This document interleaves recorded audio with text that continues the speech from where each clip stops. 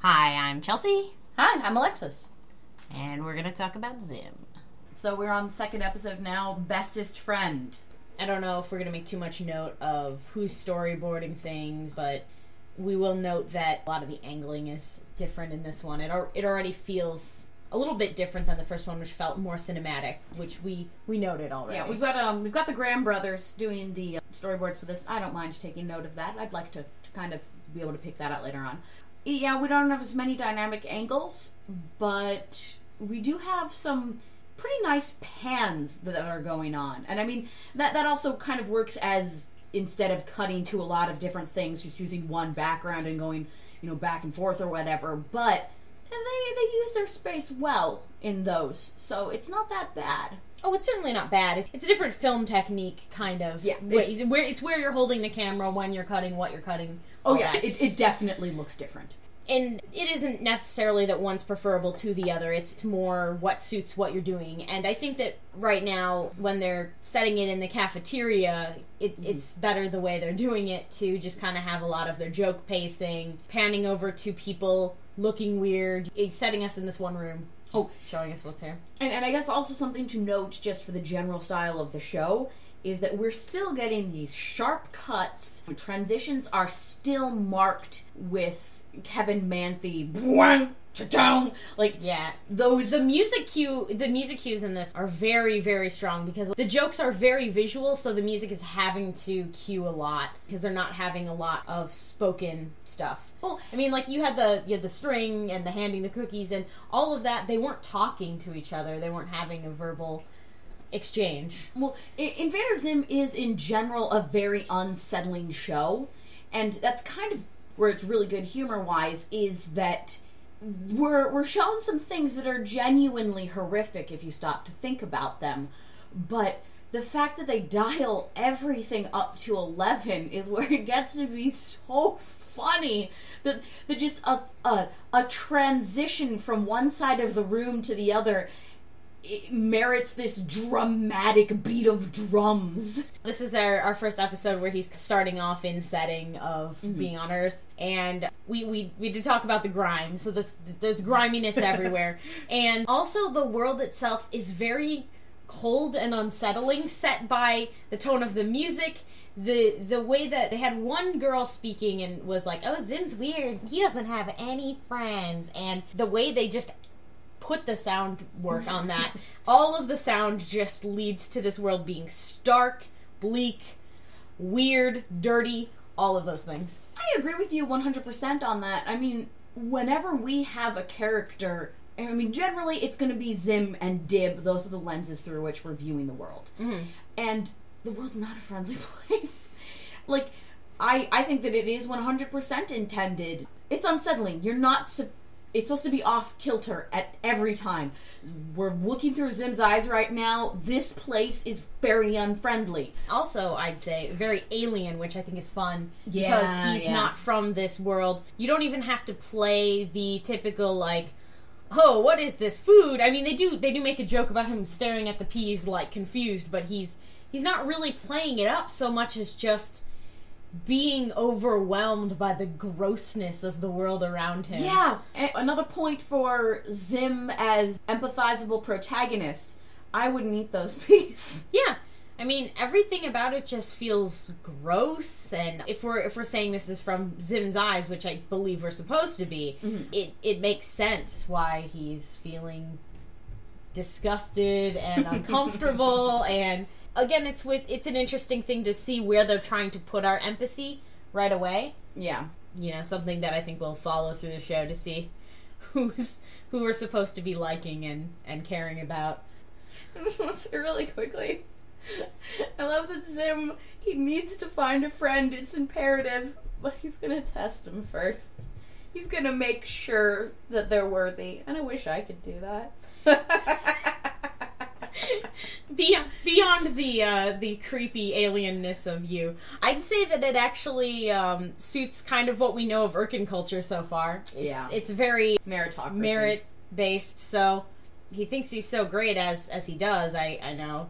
He's basically going to take all of the applicants and make sure he filters for the best one. He's not just going to choose any friend. Actually, something interesting. I mean, we said meritocracy, and of course height plays into it. We don't really ever see Zim treating people as better or worse based on height, except for the tallest. All humans are below Urkin, so I guess that makes sense. But you think that would be a cultural thing that would stick with him. But of course, that's us reading too much into it. Listen, that's what this is all about. Okay, what's going on is clearly Keith stalking Zim. No two ways about it. We're getting the horror shots, and it's so creepy, it's funny.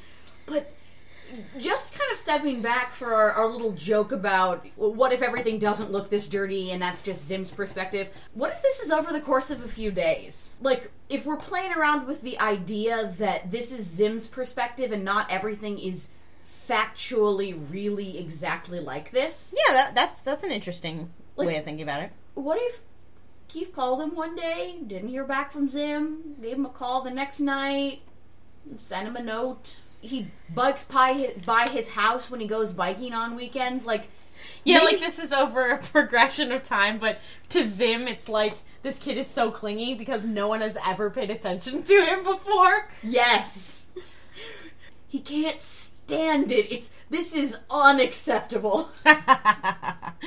It's a fun idea of what's going on, and Keith said it's totally just normal human stuff, and in Zim's head, this is like, this kid is trying to murder me. In Return of Keith ends up following Dib around too, and Dib's social skills aren't much better. I was gonna say, both of them are just terrible. Please just run away, Keith. You're very absorbent. You should go to the circus. We can't talk about Bestest Friend without talking about Zim's gift to Keith. Yeah. So he gives Keith mind control eyes. Which is not as cool as it sounds, because mind control eyes assumes that, he's able to control those eyes to control other people. Lelouch going thing. No, it's actually not that. It's not it at all. No. And I mean, the minute he opens that box and you see those little hands with the little scissor sounds, you're like, those look like those are going for his eyes. And they sure do. And they sure do. It is not even very ambiguous, because really they just went to a shadow of it. But they were very clear about what the action was. I mean, they could have just as easily gone, like they had done at the beginning of the episode, gone to show the wall or something, and no shadow, and then just had his eyes be red after that. And let's be really honest here, this is animation. The shadows are way scarier than actually showing his eyes being ripped out. I mean, I am sure that for standards and practices, you couldn't show a kid's eyes being ripped out. But this is way more creepy. Yeah. To be honest, this one is... Because if you show somebody's eyes coming out, like, in a cartoon, that's pretty... It's not like it happens every episode of a cartoon, but people's eyes pop out as a joke, like, oh, yes, it popped out. Exactly. And the way they kind of would look, be like, pop, wouldn't be pain, screaming, creepy. But this one is, because they don't show them coming out and looking comical, because they wouldn't have been able to show blood or nerve endings or whatever, but by going to the shadow, they can avoid having to show that stuff anyway and just show eyes ripping out. Yeah.